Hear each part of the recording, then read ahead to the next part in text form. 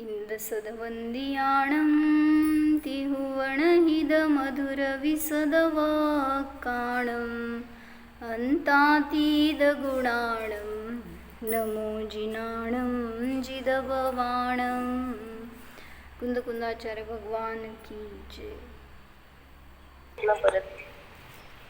विषय बदलणार ते नाही आहे प्रश्न काय होता तिसऱ्या शुक्ल ध्यानामध्ये विषय संक्रांती का नाही, म्हणजे विषय का बदलत नाही, प्रतिपाती म्हणजे पडत नाही एवढंच. मला वाटलं विषय पण बदलत नाही, म्हणजे प्रतिपातीने म्हणजे ध्यानाचा विषय प्रतिपाती म्हणजे जसं आता पहिलं शुक्ल ध्यान आहे ते 11व्या गुणस्थानापर्यंत जाऊन खाली उतरणार तो जीव, म्हणजे प्रतिपाती असू शकतो. तसं खाली पडणार नाही एवढंच, यापेक्षेने अप्रतिपाती सांगितलंय. पण विषयाचं मध्ये संक्रमण का नाही योगामध्ये, विषयामध्ये किंवा व्यंजन शब्दामध्ये, ते बदलत का नाही असा प्रश्न होता. म्हणजे अर्थ कसा घेतला मी की अप्रतिपाती म्हणजे विषय पण बदलणार नाही. तसं नाही, अजून सांगा. दोन रोहिणी शहा कसा आले माझ्यासमोर.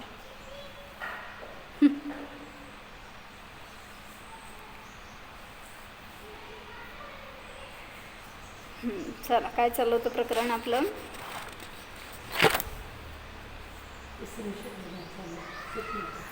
सूक्ष्म क्रिया नाही, मला पहिलं थोडंसं मागचं सांगायचं होतं. शुक्ल ध्यान म्हणजे काय आहे आणि कोणाला शुक्ल ध्यान होतं. शुक्ल ध्यानाचं सामर्थ्य, जो धर्मध्यान केलाय त्या धर्मध्यानपूर्वकच शुक्ल ध्यान होऊ शकतं असं सांगितलं ना. म्हणजे धर्मध्यानातून जो पुढं सरकला तोच शुक्ल ध्यानाला प्राप्त होतोय. काय म्हणले, 4 ते 7 गुणस्थानामध्ये धर्मध्यान आहे, तर त्याच्यातूनच पुढं शुक्ल ध्यानाला प्राप्त होतो. म्हणजे धर्मध्यानाचं फळ म्हणा, शुक्ल ध्यानाची सुरुवात त्याच्याद्वारेच होते. तर मला काय सांगायचं होतं की शुक्ल ध्यानामध्ये विकल्प नसतात आणि विकल्पामध्ये शुक्ल ध्यान होत नाही. म्हणजे मी ध्यान करेन, मी ध्यान करणारा, हे विकल्प आहे तोपर्यंत शुक्ल ध्यान नाही. शुक्ल ध्यानामध्ये विकल्प नाहीत आणि विकल्पामध्ये शुक्ल ध्यान होत नाही. तसं धर्मध्यानामध्ये कदाचित विकल्प, म्हणजे आता तुम्ही जे अबुद्धीपूर्वक लावताय त्याच्यामध्ये, तर त्याच्या ठिकाणी किंवा मग आज्ञाविचय, विपाक विचय ह्याच्या ठिकाणी सुद्धा विकल्पात्मक आहेत ते ज्ञान. पण तसं शुक्ल ध्यान हे नियमाने निर्विकल्पच आहे, त्याच्यामध्ये विकल्प नाहीत. तर त्यामध्ये थोडंसं भेद काय करायचं होतं मला. तसंच अजून एक पॉईंट काय सांगितलं होतं की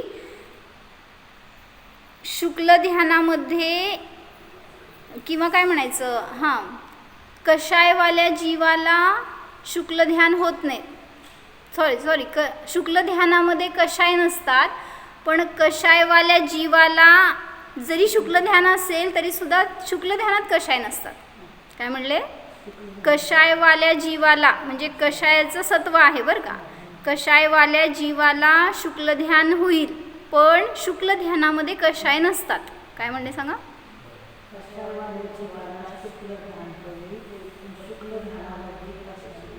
कसं, कषायवाल्या जीवाला शुक्ल ध्यान कसं होणार. आता उपशम श्रेणी चढतोय तर त्याच्याजवळ अजून सत्व आहे ना, त्याचं कषायांचं सत्व आहे, त्यामुळं त्या अपेक्षेने फक्त म्हटलं कषायवाल्या जीवाला कदाचित शुक्ल ध्यान. क्षपकवाल्याला पण अजून तिथं सत्व आहे ना, 10व्या गुणस्थानामध्ये कषाय संपणार, मग 8व्या गुणस्थानापासून शुक्ल ध्यान सुरू होतंय. त्यामुळं उपशामक असू दे किंवा क्षपक असू दे, दोन्ही जीवाकडं 8 ते 10 गुणस्थानामध्ये कषायाचं सत्व आहे. त्यामुळं असं म्हणलं गेलं की कषायवाल्या जीवाला ध्यान असेल पण ध्यानामध्ये कषाय नसतात. कारण जो कषाय करणार तो ध्यान करू शकत नाही आणि ध्यान करणार तर कषाय राहत नाहीत. पहिल्या शुक्ल ध्यानामध्ये काय नाव पहिल्या शुक्ल ध्यानाचं, पृथक्त्व वितर्क विचार. पहिल्या शुक्ल ध्यानाचं नाव विचार आहे ना, संक्रांती आहे त्याच्यामध्ये. तर सांगतायत की पहिल्या शुक्ल ध्यानात संक्रांती झाल्या तरी सुद्धा ध्यान तुटत नाही का? कारण विषय बदलत नाही, हे बघितलं होतं आपण. जसं म्हणलं की आत्ता आपण ह्या शुक्ल ध्यानाचं प्रकरण बघतोय, तर त्याच्यासाठी 10 ग्रंथांचं अध्ययन केलं. त्याच्यातून आपण आधार बघितला. पण शुक्ल ध्यान हा विषय सुटला का? भलेही ज्ञानार्णव घेतलंय, कोश घेतलाय आपण, कार्तिकी अनुप्रेक्षा, धवला, सर्वात सिद्धी, ह्या सगळ्याच्या माध्यमातून एकाच विषयाला धरून करतोय ना विचार. त्यामुळं सांगितलं असंच त्या ध्यानात सुद्धा पहिल्या शुक्ल ध्यानामध्ये जेव्हा संक्रांती चालू आहेत, द्रव्यावरून गुणावर, पर्यायावर, योगा, एका योगातून दुसऱ्या योगात, जरी संक्रांती चालू आहे तरी सुद्धा विषय तुटत नाही. म्हणून तिथं त्यांनी शब्द दिलाय चिंतांतरामध्ये गमन होत नाही. म्हणजे चिंता म्हणजे विकल्प, त्या विषयाविषयी विचार.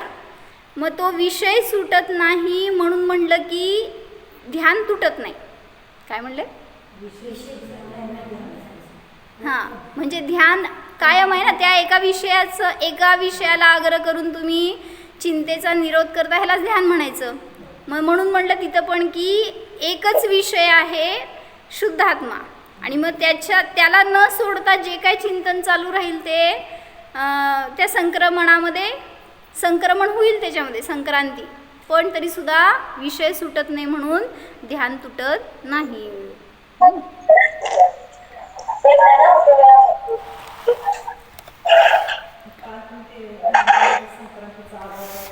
हां, द्यायचं की त्याचं उत्तर. प्रश्न विचारलाय काल की केवली भगवंतांना जेव्हा तिसरं शुक्ल ध्यान होतं तर त्याच्यामध्ये संक्रांती का नसतात? अविचारूप का आहे ते ध्यान? असा प्रश्न आहे. कोणाला उत्तर मिळालं असं तर सांगा. तिसऱ्या शुक्ल ध्यानामध्ये ते ध्यान नियमाने केवळ ज्ञानी जीवांनाच होणार, ते पण 13व्या गुणस्थानाच्या शेवटी अंतर्मुहूर्त काळ राहिला असताना. मला खूप छान त्याच्याबद्दल डिटेल वर्णन वाचायला मिळालं. म्हणजे माझा अभ्यास खूप चांगला झाला तुमच्या निमित्तात बरं का. तर ते सांगितलं त्या अंतर्मुहूर्तामध्ये शेवटच्या तिथं ते ध्यान होणार आहे. सूक्ष्मक्रिया अप्रतिपाती.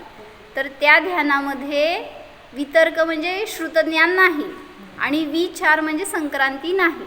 तर संक्रांती का नाहीत असा प्रश्न होता. त्याचं उत्तर थोडंसं विचार करून द्या. तोपर्यंत जर असं प्रकरण घ्यायचं मला. काय म्हटलं आपण घेतलं होतं का मागं हे धर्मध्यान आणि शुक्ल ध्यान, ह्याच्यामध्ये काय फरक असतो?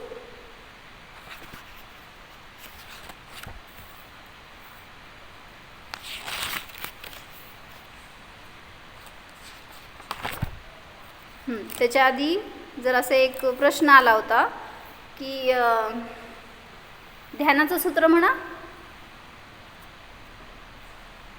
ध्यान कशाला म्हणायचं सूत्र म्हणावं? सोनल, रोहिणी काकी, तत्वार सूत्रमधलं सूत्र काय आहे? एकाग्र चिंता निरोध ध्यान. अर्धवट सूत्र झालं. अर्धवट सूत्र झालं. पूर्ण सूत्र म्हणा. जलू काकी म्हणा. हॅलो संगीता काकी, ध्यानाचं सूत्र काय?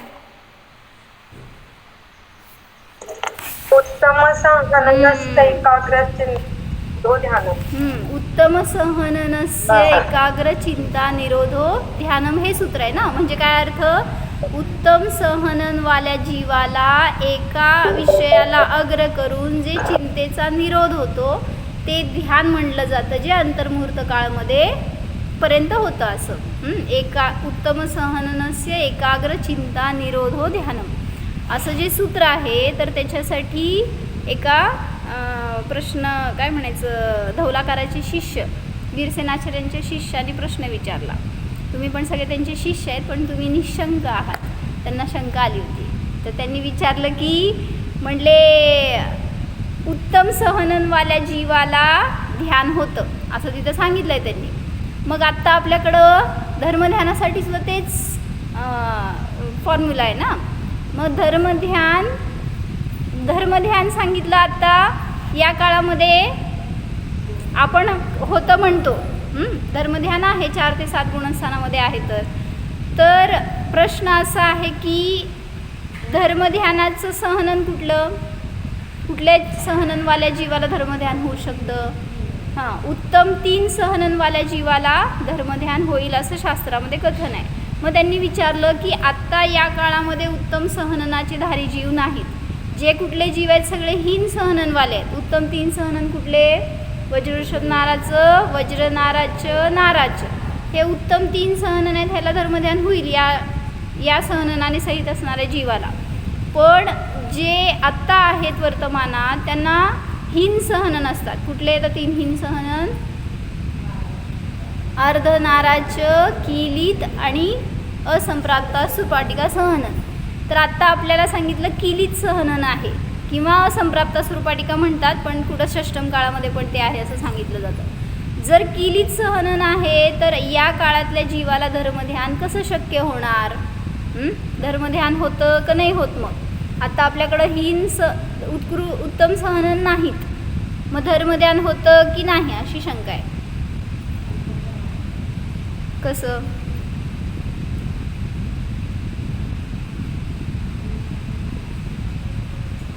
सहावं सत्व कशाला? चतुर्थ गुणस्थानापासून सांगताना धर्मध्यानाचं स्वामित्व तुम्हाला सम्यक दर्शन, ज्याला सम्यक दर्शन झालंय तो धर्मध्यानात आहे, किंवा ज्याला धर्मध्यान झालंय करतोय तो सम्यक दृष्टीच आहे. मग तिथं विचारले त्यांनी की वर्तमानात जर असं उत्तम सहनन नाही तर धर्मध्यान आहे की नाही? आणि छान त्याला उदाहरण घेतलं बरं का. तर काय उत्तर सांगितलं सांगते. ध्यानाची व्याख्या सांगितली. उत्तम सहननवाल्या जीवाला अंतर्मुहूर्त काळपर्यंत एकाग्र चिंता निरोध रूप जे प्रवृत्ती होते ज्ञानाची उपयोग आहे त्याला म्हटलं ध्यान. तर ही ध्यान म्हणजे ज्ञानाची पर्याय आहे. जेव्हा ध्यान करतोय हा जीव त्यावेळेस एका विषयाला धरून करतोय, बरोबर? एकच विषय आहे तिथं ज्ञानामध्ये. जसे कोणीची म्हणजे आता मी उदाहरण दिले ना की एकच विषय आहे आपला शुक्ल ध्यान हा विषय आहे, ह्याच्याबद्दल आपण स्टडी करतोय म्हणून. मग त्याच्याविषयी जाणून घेण्यासाठी म्हणून अनेक ग्रंथांचा आधार घेतला, पण तरीसुद्धा त्या एका विषयावर आपण अग्ररूपाने स्थिर राहिलं आहे आणि त्याच्याविषयी चिंतन करतोय. मग तसं एखादा जीव आहे समजा भुकेलेला आहे, काम करून तो दमला आहे आणि त्याला खूप भूक लागली आहे आणि अजून त्याला काय खायला मिळालं नाही आहे. मग कामाच्या प्लेसवरून घरात जाऊन ते भोजन मिळून खाऊपर्यंत त्याच्या डोक्यात विचार काय हो? भोजनाचा, आहाराचा विचार. आता तो सगळं करतोय, तिथलं कामाच्या जे काय त्याचं वर्क प्लेस आहे तिथं सगळं कारभार करतोय, तिथनं बाहेर जातोय, कुठं काय मध्ये आधे काय त्याला करावं लागेल ते सगळं व्यवहार करतोय. घरात जाऊन पोचून सगळं त्याचं आवरून जेवण करेपर्यंत डोक्यात विचार, भोजनाचा विचार चालू आहे ना. मग विषय तुटला का तो? मग जसं उदाहरण सांगितलं बरं का असं की जसं तो त्या भोजनाविषयी धारा चालू आहे ना सतत त्याला ज्ञानामध्ये, तशीच धारा इथं धर्मध्यानी जीवाला निरंतर असते. जो आत्म्याचा विचार, आत्म्याला अग्र करून विचार करतोय त्याच्या ज्ञानामध्ये तो विषय निरंतर राहतो. आणि तसं आता त्याचं ध्यान त्या आर्तरौद्र ध्यान म्हणा भोजनाविषयी जे करतोय. मग तसं हा जीव जेव्हा शुद्ध आत्म्याला धरून विचार करतोय किंवा तत्वाचा विचार करतोय तर ते धर्मध्यानामध्ये येणार. मग ते जे उत्तम सहननवाला जीव आहे म्हणजे उत्कृष्ट सहननवाला जो वज्रऋषभनारा सहननवाला जीव आहे त्याच्यामध्ये ती पात्रता आहे की तो अंतर्मुहूर्त काळपर्यंत तशा धारेमध्ये राहू शकतो. अंतर्मुहूर्तापर्यंत जे ध्यान होणार ते त्या सहननवाल्या जीवालाच होणार. काय असतं वज्रऋषभनारा सहनन म्हणजे शरीराची शक्ती आहे ना, ती खूप जास्त शक्तीवाला जीव आहे की जे म्हणलं ना हनुमानाचा जीव वरून पडला तरी दगडाचे तुकडे झाले पण त्याला काय झालं नाही. म्हणजे ती शरीराची त्या हाडांची त्या बंधनाची शक्ती आहे तशी. मग तिथं शरीराची शक्तीचं जीवाच्या परिणामाशी काय संबंध हो?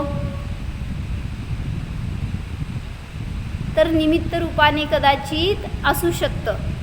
म्हणून म्हणलं त्यांनी उदाहरण दिलं, लहान मुलगा आहे आणि तो रडतोय तर तुम्ही काय केलं त्याला एक झापड दिली समजा, म्हणजे काहीतरी तो उचापती करतोय म्हणून तुम्ही त्याला एक झापड दिली तर तो रडायला लागला आणि तसंच जर एखाद्या मोठ्या मुलाला दिली तर तो काय करणार हो?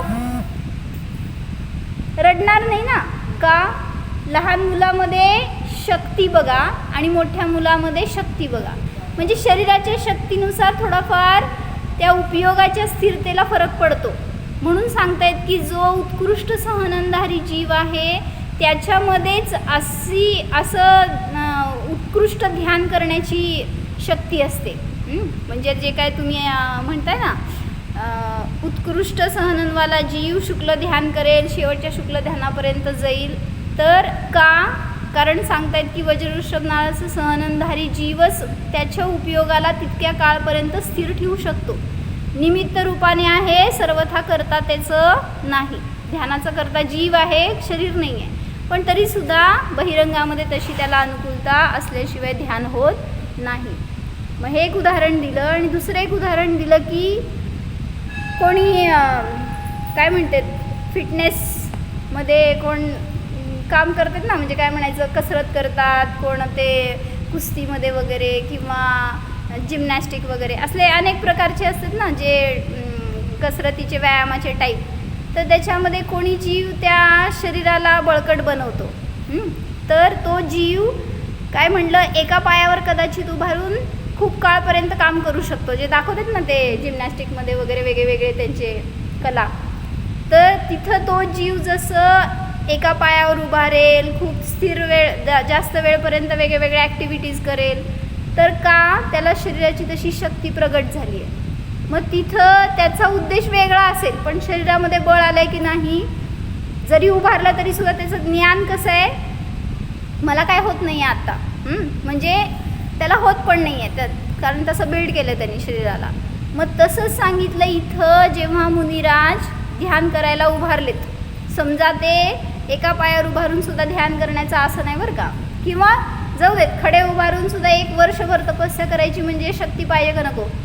बाहुबली स्वामींनी किती वेळ केलं होतं? 1 वर्षपर्यंत उभारून दाखवा. 1 दिवस काय 1 तास आपण उभारलं तरी लटपट सुरू होतात आपले पाय. मग तिथं म्हणलं तसं ध्यान करण्याची शक्तीसुद्धा तयार झाली की नाही. मग ती शक्ती पहिला उपयोगात आली आणि मग तशी शक्ती असताना तो जीव तशा प्रकारचं ध्यानसुद्धा करू शकेल. मग बहिरंगामध्ये शरीर त्याला सहकारी असतं.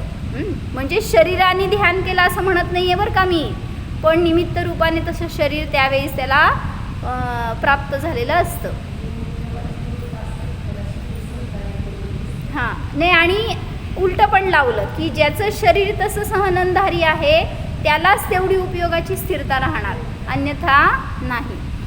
म्हणून म्हटलं या काळामध्ये सहननहीन आहे ना, तर त्याच चतुर्थ काळासारखं ध्यान करायला जाऊ नका, त्यांच्यासारखी तपस्या करायला जाऊ नका. उलट दोष सांगितला तो. जर तसं तप करायला गेला, उग्र उन्हामध्ये उभारला, शिखरावर जाऊन त्या पावसामध्ये निरंतर उभारणं, हे तप सगळं असं चतुर्थकालीन मुनी करत होते, नाही असं नाही. पण आत्ता तसं सहनन नाही आहे, मग त्याच्या निमित्तात पतन होईल. म्हणून आचार्यांनी सांगितलं उत्कृष्ट ध्यानामध्ये स्थिर राहा, पण शरीराला क्लेश द्यायचा प्रयत्न करू नका. जितकं शक्य आहे तेवढंच, पण उग्र तपश्चर्या करायचा निषेध आहे.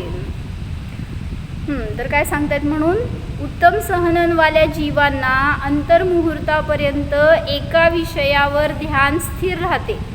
त्याप्रमाणे हीन सहननवाल्यांचा उपयोग स्थिर राहत नाही. तुम्ही ध्यान करायला बसला तर जरी बसलोय तरी सुद्धा आपली स्थिरता किती असते हो, उभारून जाऊ देत, पण शरीर पाय तरी उचलणार. ते आता शास्त्रालाच बसल्यावर बघतो की आपण असं स्थिर बसून दाखवा संपेपर्यंत, बिलकुल हालायचं नाही.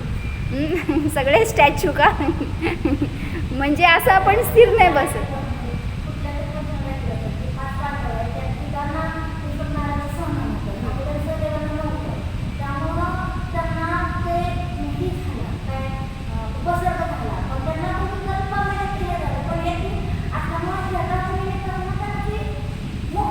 तुम्ही असं ऐकलं ना, मी असं ऐकलं की त्या तिघांनी क्षपक श्रेणी चढली आणि या दोघांनी उपशम श्रेणी चढली.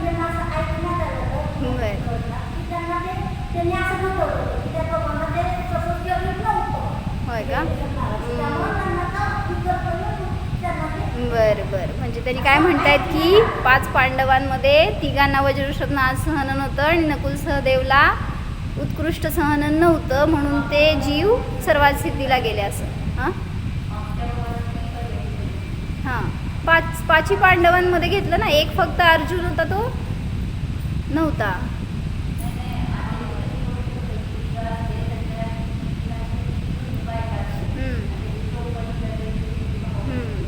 हो की.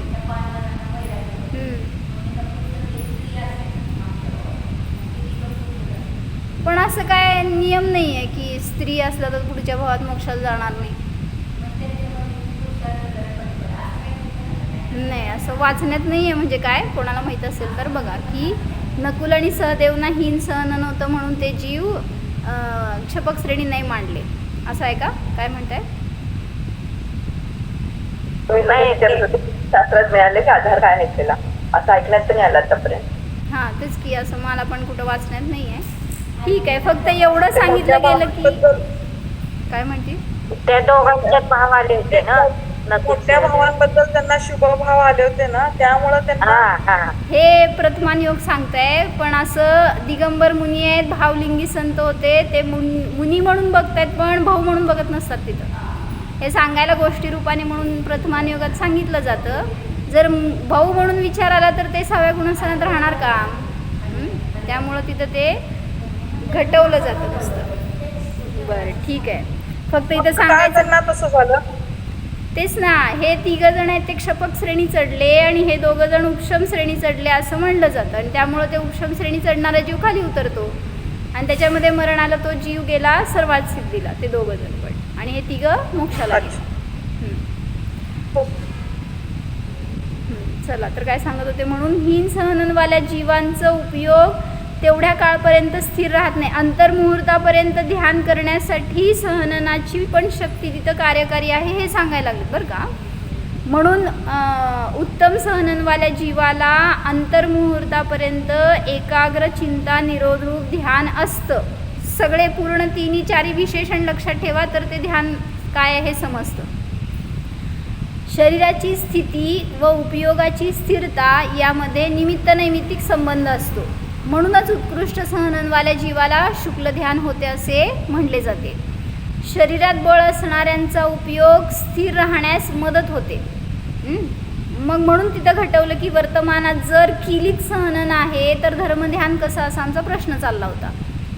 जर उत्तम सहननवाल्या जीवालाच धर्मध्यान होतं तर मग वर्तमानात धर्मध्यान आहे पण उत्तम सहनन नाही. मग त्याच्या पुढचं विशेषण लावायचं, अंतर्मुहूर्तापर्यंत होतं ते उत्तम सहननवाल्याला. हीन सहननवाल्या जीवाला होऊ शकतं अंतर्मुहूर्त. आता तुम्ही त्या अंतर्मुहूर्ताचे भेद करा आणि सगळ्यात छोट्या काळपर्यंत कदाचित हा जीव ध्यानामध्ये स्थिर राहू शकतो. म्हणून ध्यानापासून पळायचा प्रयत्न करू नका. सांगतायत तुम्हाला पण ध्यान होतं. तर मला घ्यायचं होतं काय, योग निरोध घ्यायचं होतं. कालचं उत्तर सांगितलं. हां तू सांगायचं राहिलं की ते सांगूच आता जोर. तुम्ही सांगणार आहे का? प्रश्न होता काय की केवली भगवंतांना केवल ज्ञान जेव्हा होतं तेव्हा 3रं शुक्ल ध्यान होतं, तर त्या शुक्ल ध्यानामध्ये संक्रांती का नसतात सांगा. त्यांच्या घाती कर्माचा नाश नाही संबंध. घाती कर्म तुम्हाला त्या संक्रांतीमध्ये मदत करत नाहीत, अडथळा करत नाहीत, काय नाही. तुम्ही दुसऱ्या व्ह्यूनी चिंतन करताय. मी तुम्हाला काल हिंट देणार होते म्हणूनच तुम्ही हिंट पण घेतली नाही माझ्याकडून. काय बघितलं सांगा.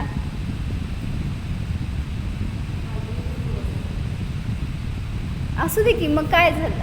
हां बरं जाऊ दे. योगाचं नाही, द्रव्यगुण पर्याय आहेत की आता, त्याच्यावर का नाही जात उपयोग. मग संक्रमण का नाही होत. सोपं लई सोपं उत्तर आहे. तुम्ही लय अवघड विचार करायला लागले असं वाटायला मला.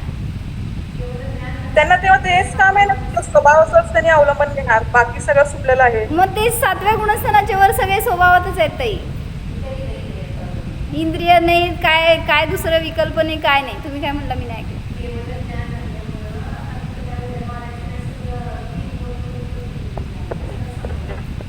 नीट सांगा, नीट सांगा.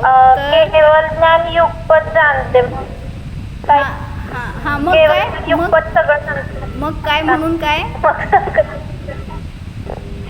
संक्रांतीचा प्रश्न कुठे सगळं जाणलंच नाही का ते. हे उत्तर होतं की संक्रांती कोणाच्या ज्ञानात होणार? ज्याला अल्प जाणलं जाते त्याला एका विषयावरून दुसऱ्या विषयावर जाणार. इथं तर सगळे विषय ज्ञानात यायला लागलेत, दुसरा विषयच नाही राहिला ना आता बदलण्यासाठी. म्हणून मग संक्रांती होणार कसं? किती अवघड विचार केला सांगा तुम्ही. मी आपल्या इथं सोपं सोपं विचारलं तुम्हाला. हं? म्हणजे केवळ ज्ञानामध्ये 3 काळ 3 लोकातील सर्व द्रव्यगुण पर्याय युगपत झळकतात. आणि मग असं जर युगपत ते ज्ञानात येऊ लागले तर विषय बदलायला राहिला का? जेव्हा ध्यान करतो जीव त्यावेळेस तिथं आता शुक्ल ध्यानामध्ये पहिल्या शुक्ल ध्यानातच जेव्हा संक्रांती चालू आहे त्यावेळेस तिथं विषय बदलायला चान्स आहे, श्रुतज्ञान आहे त्यामुळं. पण त्याच्यानंतर श्रुतज्ञानाचं अवलंबन सुटलं, त्यामुळं पुढं गेल्यावर त्या जीवाला केवळ ज्ञान झालेलं आहे तिसऱ्या शुक्ल ध्यानामध्ये. त्यामुळं तिथं विषय असे काही राहिलेच नाही आहेत की आता हा जाणला याच्यापासून दुसऱ्या चिंतनासाठी विषय घ्यायचा आहे. असं सगळे विषय ज्ञानामध्ये येऊ लागले आणि तिथं अशी अबुद्धीपूर्वक दशासुद्धा नाही. त्यामुळं तिथं आहे स्थिर स्वभावामध्येच आणि सगळे विषय ज्ञानात येत आहेत. त्यामुळं विषय बदलायचा चान्सच नाही, प्रश्नच नाही. कळलं? नाही, ते त्यांच्याच द्रव्य आणि गुण पर्यायांवरच त्यांचं चिंतन असतं ना, बाह्य त्यांना काय जाण्याची आवश्यकताच राहिली नसती की. आता पहिल्या शुक्ल ध्यानामध्ये तर काय आवश्यकता आहे सांग? पण अबुद्धीपूर्वक दशेमध्ये कार्य चालू आहे ना तिथं, कारण तिथं श्रुत ज्ञान आहे आणि ते ज्ञान संपूर्ण ज्ञान नाही आहे.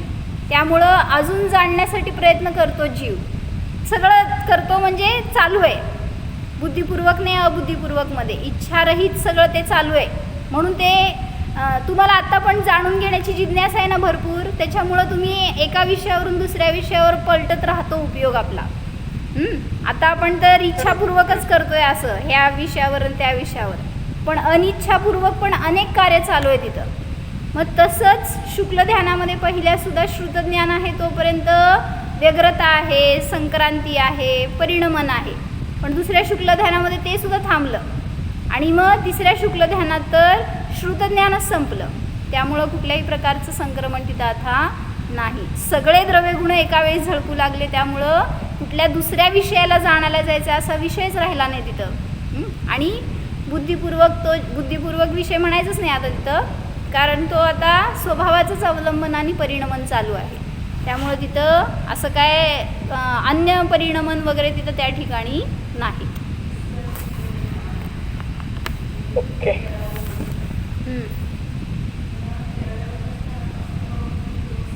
संपलं. श्रुतज्ञान जोपर्यंत आहे तोपर्यंत 2 धारा आहेत. केवळ ज्ञान झालं की तिथं तसा वेगळा धाराच नाही आहे काय. तर मला विचारायचं होतं थोडंसं डोक्याला चालना आपल्या, धर्मध्यान आणि शुक्ल ध्यानात काय फरक आहे?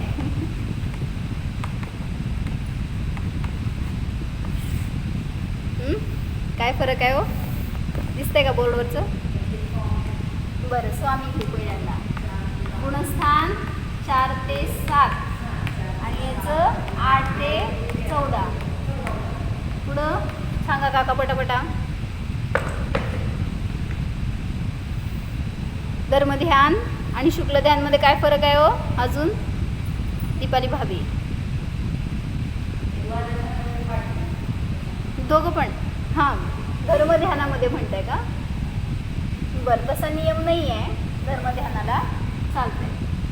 म्हणजे काय म्हणायचं इथं अल्पज्ञान असेल, पण हा जीव नियमाने, हे मला पॉईंट नाही सुचलं बरं का, द्वादशांगाचा धारी असेल असं पण काय नाही, कारण हां बोला. ह्याच्याबद्दल विकास बोलणं झालं होतं, पहिलाच क्वेश्चन विचारला तर त्यांनी सांगितलं की द्वादशांगधारी असतात, उत्कृष्टच्या अपेक्षेने आपण घेतो ना तसं आहे. म्हणजे असं नाही जरुरी की सगळ्यांना द्वादशांग आहे तर ते चढतात, अशा हिशोबाने तिने सांगितलं होतं. शुक्ल ध्यानामध्ये आणि पंकजबाईंनी सांगितलं होतं की जे सातत्य अप्रमत्तमध्ये त्यांना ऑटोमॅटिकली म्हणजे विश्वदी इतके होते की ते 12 म्हणजे जे आहे ना जे ज्ञान पाहिजे आहे तेवढं 11 अंग आणि 14 पूर्वचं ज्ञान त्यांना ऑटोमॅटिकली म्हणजे ते होतं. नाही, शास्त्राधार आहे ह्याला, शास्त्राधार आहे ह्याला कसं की पण कसं म्हणजे जो जो श्रेणी नाही, आरंभ मग ते होणार. स्वतः वाचून करतात वाचून तेवढं ज्ञान मिळवतात का ते ऑटोमॅटिकली त्यांना प्राप्त होतं विशुद्धीने, ते पाहिजे होतं मग. हां, विशुद्धीने प्राप्त होणार असं थोडी ना. आणि म्हटलं ना ज्ञानानेच ज्ञान होतं, ज्ञानातूनच ज्ञान प्रगट होतं, असं वाचून थोडी ना ग्रहण होणार आहे. आणि जितकी विशुद्धी वाढत जाणार तसं म्हणलं ना तुम्ही, शिवभूती मुनींना किती होतं ज्ञान, पण झालंच त्यांना द्वादशांगाचं ज्ञान झाल्याशिवाय तर केवळ ज्ञान होणार नाही आहे. बरोबर का चुकीचं? शंका आली का काय? केवळ ज्ञान झालं ते ऑटोमॅटिक श्रेणीमध्ये पण केवळ ज्ञान झालं ते ऑटोमॅटिकली सगळंच प्रकट होते ना त्याच्यामध्ये. हां. म्हणजे झालंय त्याच्यापूर्वी त्यांना द्वादशांगाचं ज्ञान झालंय. म्हणजे मी वाचलंय आता शास्त्रामध्ये आहे तसं की जो कोणी पहिलं शुक्ल ध्यान करणार त्याच्याजवळ द्वादशांगाचं ज्ञान असतं. म्हणजे मनाचं नाही सांगत आहे, शास्त्रामध्ये तसा आधार दिलाय. आपलं विद्येचं आहे ना 7 मध्ये पण सूत्र आलंय ना कुठलं? जो आहे त्याला म्हणजे जो श्रेणी चढतोय तर त्याला जसं ध्यान आहे तर त्याच्या हिशोबाने सांगितलं होतं की विशुद्धीमुळे त्याला होईल असं पण आलं होतं. वाचून दाखवते. शुक्ले चार्जे पूर्वविदहा. पूर्वविदहा जे म्हणजे आहे ते केवली म्हणजे श्रुत केवली काय म्हणतात 11 अंगाने ह्याचं. मग तसं पण सांगितलंय की त्यांनी 9 पूर्वाचे, 10 पूर्वाचे आणि 14 पूर्वाचे ज्ञाता असतील असं पण त्यांनी उल्लेख केलाय कुठल्या कुठल्या शास्त्राच्या आधाराने. म्हणजे 11 अंग आणि 9 पूर्वाचे किंवा 10 पूर्वाचे किंवा 14 पूर्वाचे धारी असू शकतील पहिल्या शुक्ल ध्यानाचे स्वामी. पण असा पण उल्लेख आलाय की ते द्वादशांगाचे पाठी असतील. कारण ते तुम्ही म्हणताय सूत्र त्याच्यामध्ये पूर्वचे ज्ञाता असतात असं आलंय फक्त उल्लेख. मग ते कदाचित कमी पूर्वाचे ज्ञाता असं पण सांगतील. अच्छा 11 अंग कंपल्सरी आणि पूर्व कमी जास्त असं म्हणायचं तुम्हाला. असं त्या सूत्रावरून निघतं. पूर्वाचे ज्ञाता असतात एवढं सांगायचे त्या सूत्रावरून. जे कोणी शुक्ल ध्यानी असतात पहिले 2 तर ते पूर्वाचे ज्ञाता असतात असं फक्त अर्थ निघतो. मग ते कुठल्या आचार्यांच्या मते काय आणि कसं म्हणजे तेच ना. अच्छा आणि 11 अंग केल्याशिवाय पूर्व होणारच नाही पुढचं, त्यामुळे ते 11 अंग कंपल्सरी आले. पूर्व 1, 2, 3 जे काय असेल 9 पूर्वापर्यंत जातो असं घेतलंय. 9 पूर्व, 10 पूर्व आणि 14 पूर्वाचा ज्ञाता असेल. सांगताय का पुढे? हा ठीक आहे. 8 गुणस्थान म्हणजे श्रेणी. बोला सांगितलं. धर्मध्यानासाठी असेल किंवा कोणत्याही सहनन चालते धर्मध्यानासाठी, आणि शुक्ल ध्यानासाठी उत्तम सहननाची आवश्यकता आहे. 3 उत्तम सहनन हे का सांगितलं. ॲक्च्युली इथं पण जो उपशम श्रेणी चढणारा असेल ना शुक्ल ध्यानी तर त्याला सुद्धा काय म्हणायचं 3 सहनन असू शकतात. कारण धर्मध्यानामध्ये सहनन सहित किंवा साही सहनन. बरं ठीक आहे असं म्हणताय का तुम्ही? सहनन रहित किंवा साही सहनन चालू कोणत्याही सहनन. बरं ठीक आहे. कुठल्याही सहननामध्ये धर्मध्यान होतं पण याला 3 उत्तम सहननवाल्याला किंवा उत्कृष्ट सहननवाल्यालाच होतं. धर्मध्यान चारी गतीमध्ये होईल आणि शुक्ल ध्यान फक्त मनुष्य गतीमध्येच बरं होईल असं. बरं बरं बरोबर. म्हणजे आता ते 6व गुणस्थान सोडा तर त्या अपेक्षेने 4 गती. बरं का, मला नवीन नवीन कळायला लागले. मी एक काढलेच नाही. आणि हा जीव निर्माणे रेषा पण आपण लावू शकतो. हां लावा की. काय लावता ते सगळं ऐकणार आहे मी. तुम्ही शिकवणार आहे आज मला सगळे. हां कुठलं धर्मध्यानामध्ये साई रेषा असू शकतात. बरोबर. पण तरी सुद्धा आता बरं ठीक आहे. आता साही लेशांचा धारी असतो तो धारी असतो बरं का. लेशा त्यावेळीस कुठली असणार ते तुम्ही ठरवा तसं फक्त.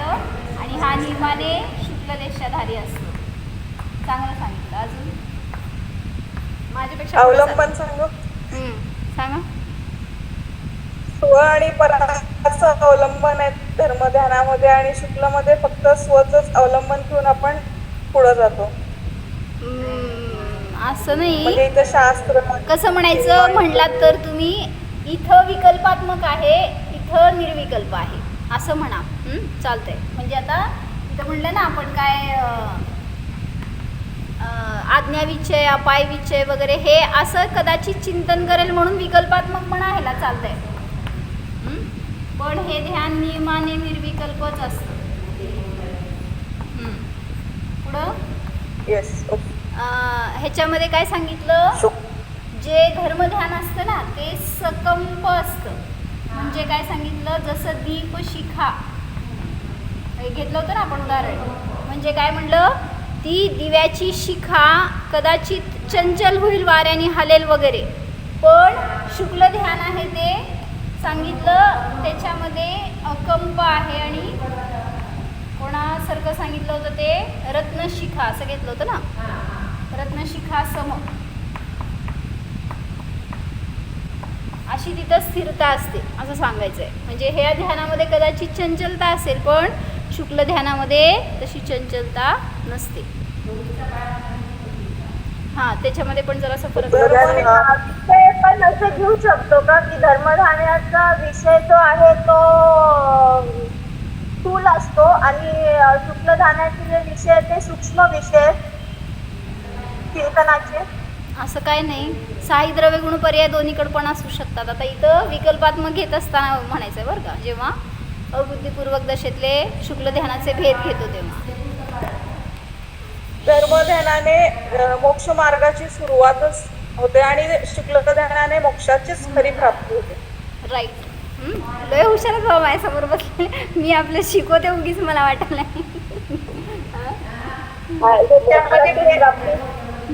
श्रेणी आरूढ असेल तर वर लिहिलं का? ते दिसे ना. बोला.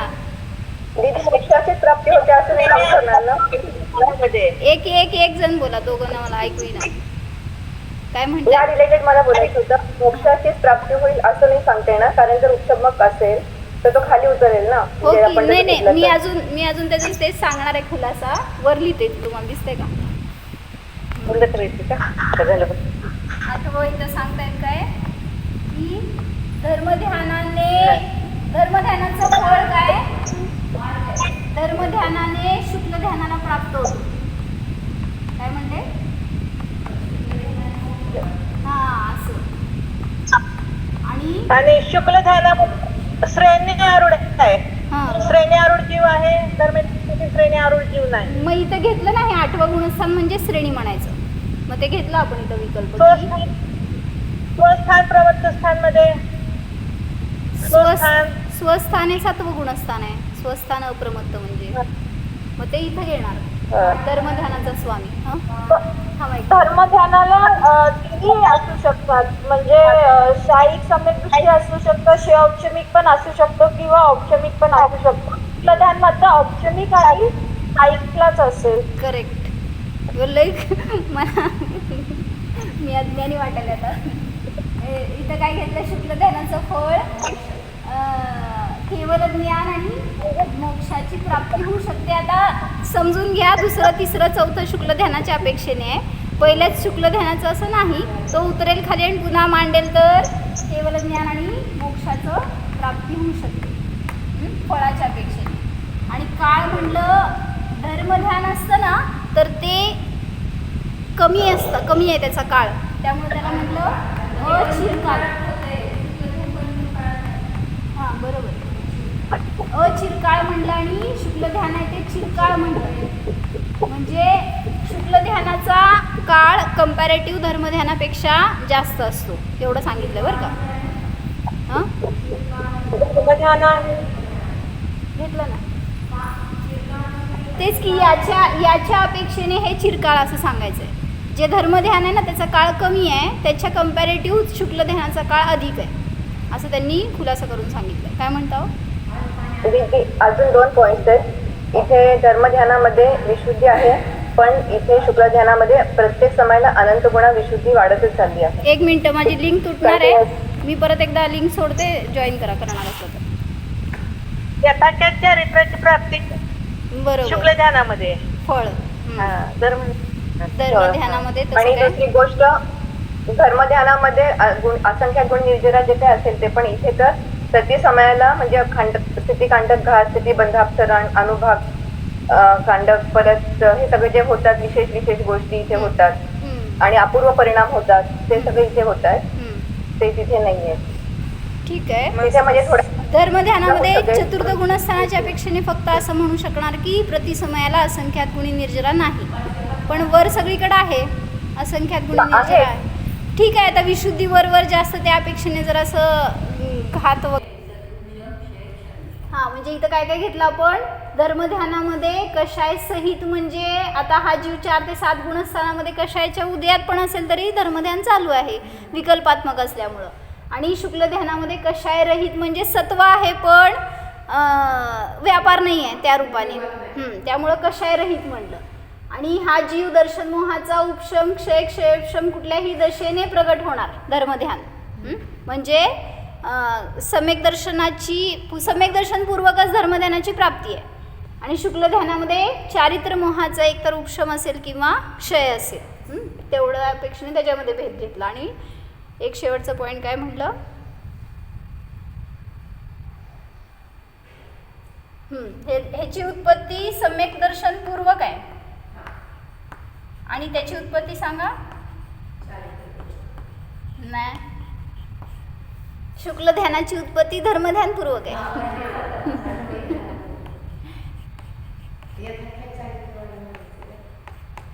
यथाख्यात नाही, शुक्ल ध्यान आता खालच्या गुणस्थानांमध्ये पण आहे ना.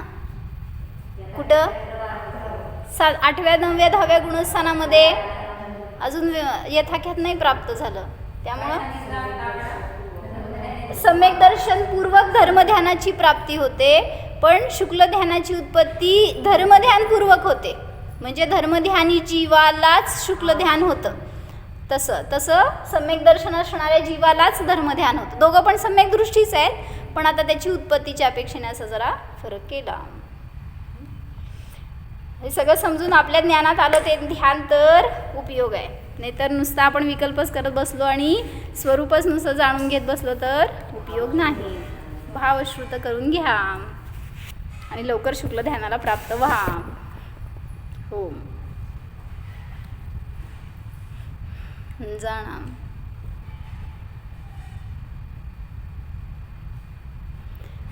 निर्विकल्प स्वरूपोऽहम् संहननरहित स्वरूपोऽहम्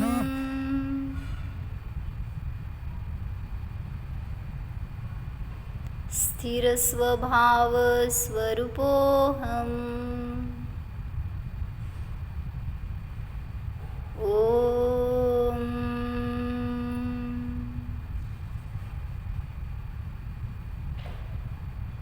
विसर्जन.